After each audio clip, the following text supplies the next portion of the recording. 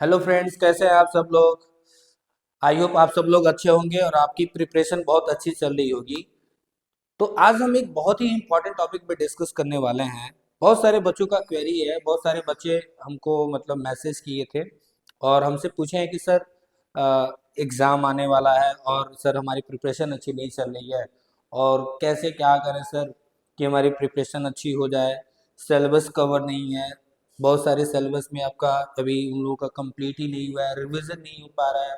बहुत सारी चीज़ें ऐसे क्वेश्चंस मेरे को पूछ रहे हैं कि सर कैसे पढ़ें, टाइम टेबल नहीं सेट कर पा रहे हैं हम लोग। सर एक सब्जेक्ट पढ़ रहे हैं, दूसरा सब्जेक्ट छूट जा रहा है, मैथ पढ़ रहा हूँ तो फिजिक्स छूट जा रहा है, केमिस्ट्री छूट जा रहा है। तो ऐसे बहुत सारे बच्चों का क्वेरी आया था और मेरे से पूछ रहे हैं कि सर कैसे पढ़ें। तो मैंने सोचा कि एक वीडियो बनाते हैं और सबके लिए हेल्प हो जाए। क्या मेरी स्ट्रेटजी है और क्या मेरा पॉइंट होगा, उन सबको बच्चों को मैं हेल्प करूं और उनको, जैसे समय आपके पास बहुत कम है, आपको भी पता होगा कि आपके पास ज़्यादा समय नहीं है, मुश्किल से 1 से 1.5 महीने का समय है और उसके बाद से आपके एग्ज़ाम स्टार्ट होंगे फरवरी में। तो चलिए मैं आपको कुछ अपने टिप्स बताता हूँ और स्ट्रैटेजी बताता हूँ और उस चीज़ को फॉलो करो और प्रिपेयर करो अपने एग्ज़ाम के लिए। जो भी सब्जेक्ट्स है बैलेंस तरीके से आप सारे मतलब सब्जेक्ट्स को पढ़ाई करो। जैसे ये ऐसा टाइम है, आप वन डे भी आप वेस्ट नहीं कर सकते हो, ठीक है। तो आपको मैथ्स को भी देखना है, फिजिक्स को भी देखना है, केमिस्ट्री को भी देखना है और जो भी सब्जेक्ट्स हैं उन सबको एक प्रॉपर स्ट्रैटेजी के साथ क्या करोगे, कवर करोगे। और जो भी टॉपिक आपने अब तक पढ़ा है उसको भी अच्छे से रिवाइज करोगे, प्रैक्टिस करोगे, ये सारी चीज़ें। तो मैं मैथ्स के लिए मैं आपको बताने की कोशिश करूंगा कि मैथ्स को बहुत सारे बच्चों का यही डाउट है कि सर मैथ्स ही नहीं कवर हो पा रहा है। मैथ्स में सर हमने जो भी पढ़ा है वो रिवाइज नहीं कर पाए हैं अभी तक, सर ज़्यादा क्वेश्चन नहीं लगा पाए हैं। तो ये सारी प्रॉब्लम्स हैं उनको। तो चलो मैं बताता हूँ कि कैसे क्या करना है। और सबसे पहले डिस्कस करेंगे कि देखो हमारा सिलेबस क्या है। आपको अगर सिलेबस अच्छे से पता है और सबसे ज़्यादा इम्पोर्टेंट ये है कि आपको वेटेज पता होना चाहिए कि क्या टॉपिक, कितने टॉप, जो भी हमारे पास टॉपिक है उसका क्या वेटेज है, कितने मार्क्स एग्जाम में पूछे जाते हैं, ठीक है। तो डिस्कस करते हैं। देखो मैथ्स की बात करते हैं। देखो अगर अब तक आपने जो भी पढ़ा है, सबसे पहली बात तो ये, आपने अभी तक जो भी पढ़ा है तो सबसे पहले आप रिवीजन चालू कर दो अपना। जो भी आपने पढ़ा उसको रिवाइज करना चालू कर दो और एनसीईआरटी के क्वेश्चन सॉल्व करो, प्रीवियस ईयर सॉल्व करो। सीबीएसई के जो भी क्वेश्चंस आए हुए हैं प्रीवियस ईयर, ज़्यादा नहीं, 4 to 5 ईयर्स के क्वेश्चंस लगा लोगे बहुत ज़्यादा है, ठीक है। उसके बाद से आप जो भी है आपके पास एनसीईआरटी के एग्जाम्पल्स हैं। बहुत सारे बच्चे क्या करते हैं, एग्जाम्पल छोड़ के चले जाते हैं। तो ऐसा नहीं करना है। एक्सरसाइज आपने लगाया बट आपने एग्जाम्पल्स नहीं सॉल्व किए तो भी आपकी प्रॉब्लम है ये। तो आप एग्जाम्पल्स में सॉल्व करिए, एक्सरसाइज में भी आप, आपको जो भी आपने नोट्स में जो भी क्वेश्चंस हैं उसको सॉल्व करिए। और अगर टाइम मिलता है प्रीवियस ईयर तो जरूर सॉल्व कर लेना। 2 या 4 साल का जो भी प्रीवियस ईयर के क्वेश्चंस हैं हर टॉपिक के, ट्राई करो सॉल्व करने के लिए, ओके।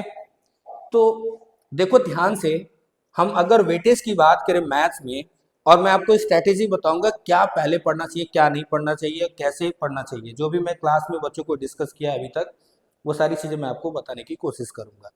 ध्यान से देखो, यहाँ पे देख सकते हो कि हमारा रिलेशन एंड फंक्शन का जो मार्क्स है वो कितना है, 8 मार्क्स कंटेन करता है। कितना कंटेन करता है, 8 मार्क्स।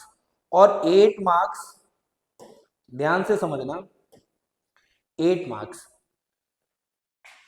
अलजेब्रा, अलजेब्रा आप देख सकते हो, अलजेब्रा में कितने मार्क्स का है, 10 मार्क्स का। कैलकुलस में कितना है, 35 मार्क्स। और वेक्टर्स कितना है, 14 मार्क्स। एंड लीनियर प्रोग्रामिंग 5 और प्रोबेबिलिटी 8 मार्क्स। टोटल 80 मार्क्स होते हैं। 20 मार्क्स आपको इंटरनल असेसमेंट के लिए आपको मिलता है। तो बात ये करेंगे कि इनमें से सबसे इजी टॉपिक कौन सा है, किसको पहले पढ़े, आपने क्या पढ़ा है, क्या नहीं पढ़ा है, ये भी बहुत मैटर करता है। तो मैंने क्लास में जो भी पढ़ाया बच्चों को, या आप कोई भी स्टूडेंट हो, आपने क्या पढ़ा है, नहीं पढ़ा है, अगर आपको मैथ्स में अच्छे मार्क्स लाना है, अगर आपने कुछ भी नहीं पढ़ा है, साल भर में आपने जो भी पढ़ा है, लेकिन ये जो 1 से 1.5 महीने का जो समय है, अगर आप अच्छे से पढ़ लेते हो, अच्छे से पढ़ लेते हो तो आपके मार्क्स अच्छे आ जाएंगे, पास हो जाओगे और एक स्कोरिंग मार्क्स भी आ जाएगा।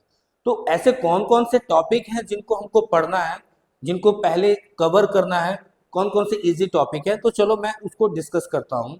देखो ध्यान से, सबसे पहले अगर मैं बात करूँ तो अलजेब्रा। देखो अलजेब्रा एकमात्र ऐसा चैप्टर है जो सबसे पहले आपको इसी को कवर करना चाहिए। बहुत ही इजी भी है और स्कोरिंग पार्ट भी है। देखो कितने मार्क्स का है, 10 मार्क्स का है, तो 10 मार्क्स बहुत इजीली आ जाता है। अलजेब्रा में क्या है आपका, matrices, determinant and inverse trigonometric function, ये तीनों टॉपिक बहुत ही आसान होता है और एक बार पढ़ोगे, गो थ्रू हो जाओगे चैप्टर से एक अच्छे स्ट्रैटेजी के साथ, तो आप इस चैप्टर को क्या करोगे, विद इन 10 डेज में क्या कर सकते हो, कंप्लीट कर सकते हो। ठीक है, अगर आपने थोड़ा बहुत भी पढ़ा होगा तो 10 डेज से कम में भी क्या होगा, ये 5 डेज में भी आप क्या कर सकते हो, कंप्लीट कर सकते हो। तो सबसे पहले अलजेब्रा को स्टार्ट करिए और अलजेब्रा को क्या करिए, कंप्लीट करिए। ठीक है, उसके बाद से अगर मैं पूछूं नेक्स्ट, यहाँ पे देखो रिलेशन एंड फंक्शन, ये भी बहुत ही इजी टॉपिक है।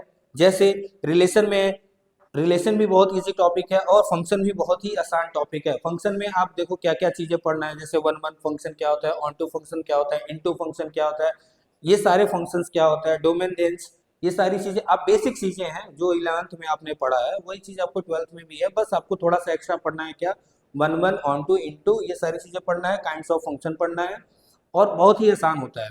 ठीक है, तो इन दो टॉपिक को आप बहुत ही कम समय में, अगर मैं बोलूं तो इसको 5 डेज में इसको कर सकते हो, तो 5 डेज में इसको भी कर सकते हो। 10 डेज में ये दोनों टॉपिक कंप्लीट हो जाना चाहिए और आपके मार्क्स कितने हो जाएंगे, 18 मार्क्स तो आपने कर लिया। अब आते हैं हम लोग जो सबसे आसान टॉपिक मैं मानता हूँ, सबसे आसान टॉपिक मानता हूँ, देखो उसके बाद से देखो कैलकुलस। कैलकुलस तो एकदम समझ लो तुम्हारा 12th में सबसे ज्यादा कैलकुलस ही है। ठीक है, तो मैं बच्चों से अगर बोलूं कैलकुलस में सबसे इजी टॉपिक क्या है, तो आप क्या क्या पढ़ सकते हो, उसके बाद से कैलकुलस पे आओ। तो कैलकुलस में क्या क्या इजी टॉपिक है बताओ, आपका कॉन्टिन्यूटी है, डिफरेंशियबिलिटी है, डिफरेंशिएशन है, डिफरेंशिएशन कंप्लीट, डिफरेंशिएशन का एप्लीकेशन पार्ट है, उसके बाद से आपका क्या आएगा, इंटीग्रेशन। तो इंटीग्रेशन पढ़ोगे, इंडेफिनिट पढ़ोगे, फिर डेफिनिट पढ़ोगे, फिर उन दोनों का एप्लीकेशन। ठीक है, फिर आपको एक टॉपिक आएगा उसमें डिफरेंशियल इक्वेशन। तो इतनी सारे टॉपिक्स हैं, तो आप सबसे पहले क्या करो, क्वांटिटी से स्टार्ट करो, डिफरेंशियबिलिटी पढ़ो और डिफरेंशिएशन पढ़ो। ये बहुत ही आसान टॉपिक है जो कि मैंने अपने चैनल पे अपलोड भी किया है, मैंने डिफरेंशिएशन का वीडियोस भी अपलोड किया है, तो वो भी देखो आप, और वहां से आप कॉन्सेप्ट क्लियर कर सकते हो, टू द पॉइंट मैंने पढ़ाया है बोर्ड के अकॉर्डिंग। ठीक है, उसके बाद से आप उसके बाद से आप क्या करो, जैसे ही आपका डिफरेंशिएशन कंप्लीट हो जाता है, जैसे आपने डिफरेंशिएशन कंप्लीट किया, तो डिफरेंशिएशन के बाद से आप क्या करो, या तो आप इंटीग्रेशन स्टार्ट कर दो। देखो यहाँ पे मैं आपको बताने की कोशिश कर रहा हूँ, आप मैट्रिसेस पढ़ो, डिटर्मिनेंट पढ़ो, फिर क्वांटिटी एंड डिफरेंशियबिलिटी। यहाँ पे देखो क्वांटिटी एंड डिफरेंशियबिलिटी, तो क्वांटिटी एंड डिफरेंशियबिलिटी पढ़ने के बाद से इंटीग्रल्स आ जाता है आपका। तो इंटीग्रेशन नो डाउट बहुत ही मतलब काफी लेंदी है, इनडेफिनिट इंटीग्रल, उसके बाद से डेफिनिट इंटीग्रल। तो मैं बच्चों को सजेस्ट करूंगा जो सबसे आसान है, आप पहले जाओ क्या पढ़ने, वेक्टर पे चले जाओ। वेक्टर को क्या करो तुम, बहुत ही छोटा टॉपिक है और वेक्टर कंटेन कितना कर रहा है मार्क्स, थोड़ा देख लो यहाँ पे, वेक्टर कितने मार्क्स का है, आप देख सकते हो वेक्टर कितने मार्क्स का है, 14 मार्क्स का है। आपको कैलकुलस में डिफरेंशिएशन तक आपको पहले पढ़ना है, फिर आपको क्या पढ़ना है, क्या पढ़ना है आपको, वेक्टर पे आना है और वेक्टर को कंप्लीट करना है। ठीक है, वेक्टर को कंप्लीट करने के बाद से डिफरेंशिएशन में आपने यहाँ तक डिफरेंशिएशन तक आपने पढ़ लिया। डिफरेंशिएशन का एप्लीकेशन पार्ट तक मैंने बोला है। एप्लीकेशन पार्ट में क्या क्या आपका है, आपका मैक्सिमा मिनिमा है, इंक्रीजिंग डिक्रीजिंग है, यहाँ तक आपको पढ़ के कंप्लीट कर लेना है। उसके बाद से 50% पोर्शन आपका बच गया, क्या, इंटीग्रेशन। ठीक है, उसके बाद से आपने क्या पढ़ा, वेक्टर्स पढ़ा। वेक्टर बहुत ही आसान है और इसे इजीली क्या कर सकते हो, कंप्लीट कर सकते हो, 14 मार्क्स का ये कंटेन करेगा। तो आपका देखो रिलेशन फंक्शन कंप्लीट हो जाएगा, अलजेब्रा कंप्लीट हो जाएगा, कैलकुलस का 50% आपने कंप्लीट कर लिया। उसके बाद से आपने क्या पढ़ लिया, वेक्टर्स एंड 3 डायमेंशनल ज्योमेट्री पढ़ लिया। उसके बाद से आप देखो एक चैप्टर और है, लीनियर प्रोग्रामिंग। लीनियर प्रोग्रामिंग भी बहुत ही इसमें से भी एक दो क्वेश्चंस आते हैं। तो लीनियर प्रोग्रामिंग काफी इजी टॉपिक है और इसको क्या कर सकते हो आप, 1 से 2 दिन में क्या कर सकते हो, कंप्लीट कर सकते हो। 1 से 2 दिन में आप पढ़ सकते हो, ज्यादा से ज्यादा 2 से 4 दिन पढ़ सकते हो आप। 2 से 4 दिन में क्या कर सकते हो, इसको कंप्लीट कर सकते हो। ठीक है, या तो मेरे यूट्यूब चैनल से पढ़ लेना, या तो किसी भी थ्रू, या तो आपने कहीं कोचिंग किया होगा या इंस्टीट्यूट से पढ़ा होगा, कोई भी नोट्स उठाना, अच्छे से पढ़ना और प्रीवियस ईयर क्वेश्चंस लगा लो, बस दैट्स ऑल। इतने में आपका कंप्लीट हो जाना है। देन उसके बाद से आपको आना है क्या, देखो ध्यान से, प्रोबेबिलिटी है। तो प्रोबेबिलिटी को आप क्या कर सकते हो, कंप्लीट कर सकते हो। तो आपका देखो ध्यान से, क्या क्या चीजें कंप्लीट हो गई। रिलेशन फंक्शन कंप्लीट हो गया, अलजेब्रा कंप्लीट हो गया, कैलकुलस का 50% आपने 50% ही पढ़ा है अभी तक, 50% ही पढ़ा है आपने। फिर आपके वेक्टर भी कंप्लीट हो गए, लीनियर प्रोग्रामिंग हो गया और प्रोबेबिलिटी भी हो गया। उसके बाद से फिर से आप क्या करो, कैलकुलस को फिर से जहां से आपने छोड़ा था डिफरेंशिएशन, वहां से स्टार्ट करो और वहां से पढ़ना चालू करो। इंटीग्रेशन स्टार्ट करो, इंडेफिनिट स्टार्ट करो, इंडेफिनिट के बाद से डेफिनिट पढ़ो और डेफिनिट के बाद से फिर उन दोनों का एप्लीकेशन पढ़ो। तो कैसे करना है ये सारी चीजें, आपने नोट्स से, जो भी आपने नोट्स बनाया है उस नोट्स को रिवाइज करिए। अगर आपके पास नोट्स नहीं है तो कोई भी एक रिसोर्स, जो भी हो, एक चैनल या जो भी किसी का लेक्चर हो, आप लेक्चर देखिए। अच्छे मार्क्स लाने के लिए आपके पास क्या स्ट्रेटेजी होनी चाहिए, पहली चीज तो ये कि रिसोर्सेस अच्छी होनी चाहिए। ठीक है, कोई एक पर्टिकुलर बुक को सॉल्व करो, जैसे एनसीईआरटी है, एनसीईआरटी को सॉल्व करिए, एनसीईआरटी के प्रीवियस ईयर सॉल्व करिए। किसी भी टीचर का, किसी भी टीचर का क्या करोगे आप, चाहे वो मेरे लेक्चर हो चाहे किसी के लेक्चर हो, वीडियो देखना है। वीडियो देखने के बाद से आपको नोट्स बनाना है, क्योंकि लास्ट मोमेंट पे क्या होता है, आप वीडियो नहीं देख सकते हो। जैसे मैंने कोई वीडियो अपलोड किया तो 2 आवर्स का 3 आवर्स का वीडियो नहीं देख सकते हो, तो आपको नोट्स बनाने हैं। नोट्स बनाने हैं, नोट्स में जो भी क्वेश्चंस है उसको प्रैक्टिस करने हैं और प्रीवियस ईयर क्वेश्चंस क्या करना है, सॉल्व करना है, एनसीईआरटी के क्वेश्चन सॉल्व करने हैं। ठीक है, तो ये स्ट्रैटेजी आप फॉलो करो, चाहे वो कोई भी सब्जेक्ट हो, चाहे वो मैथ्स हो, चाहे वो फिजिक्स हो या फिर केमिस्ट्री हो। तो कोई भी सब्जेक्ट हो, आप एक प्रॉपर स्ट्रैटेजी के साथ क्या करोगे, टॉपिक्स को पढ़ो, नोट्स बनाओ, प्रीवियस ईयर सॉल्व करो, दैट्स ऑल। इतना काम करो। और इतना काम अगर आप कर लेते हो, क्योंकि आपके पास देखो ज़्यादा समय नहीं है, मुश्किल से 1.5 महीने समय है आपको, उतने टाइम में आपको सारे सब्जेक्ट्स को कवर करना है। तो आपके पास जो भी समय है, उस टाइम टेबल को, एक टाइम टेबल आपके पास फिक्स होना चाहिए। अगर आपके पास टाइम टेबल नहीं है तो आप क्या कर सकते हो, अगर आपके पास टाइम टेबल नहीं है तो गड़बड़ हो सकता है। आप जो भी सब्जेक्ट है, मैथ्स के लिए आपने अगर मान लो 2 से 3 आवर्स देते हो पर डे में, तो फिजिक्स के लिए भी आपको देना पड़ेगा, 2 से 3 आवर्स देना पड़ेगा, केमिस्ट्री के लिए भी आपको देना पड़ेगा। तो आप जो भी हो, आप 2 घंटे दे सकते हो, 3 घंटे दे सकते हो, या जो भी होगा, ये आपके ऊपर डिपेंड करता है, आपकी कैपेसिटी के ऊपर डिपेंड करता है, बट आपको पढ़ना तो पड़ेगा। तो आपको टाइम डिवाइड करना पड़ेगा। आप अपना देख लो, आपके पास 24 आवर्स है, तो 24 आवर्स को कैसे डिवाइड करते हो, पर सब्जेक्ट के लिए आप जो भी है स्ट्रैटेजी अपना बना लो। तो अगर जो भी स्ट्रैटेजी होगा आप अपने अकॉर्डिंग अपना बना लो, अपनी कैपेसिटी, अपने पोटेंशियल के अकॉर्डिंग बनाओगे। तो अब देखो ध्यान से, आपको करना क्या है, सबसे पहले तो आपको एनसीईआरटी सॉल्व करना है।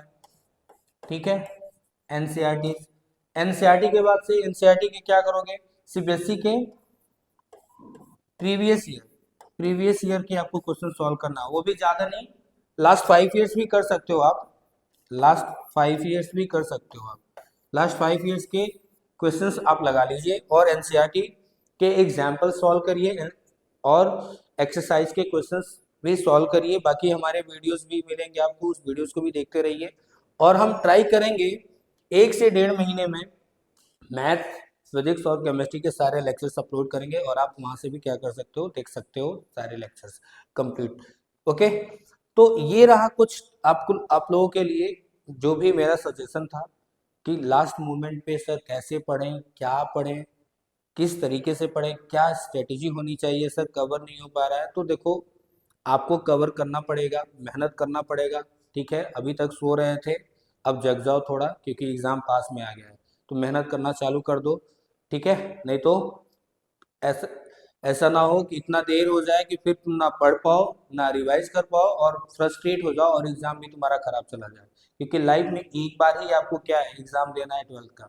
बार बार तो देना नहीं है, बार बार तो आपको पढ़ने का मन भी नहीं करेगा ना। तो प्रिपेयर करिए अच्छे से और अच्छा स्ट्रेटेजी बनाइए।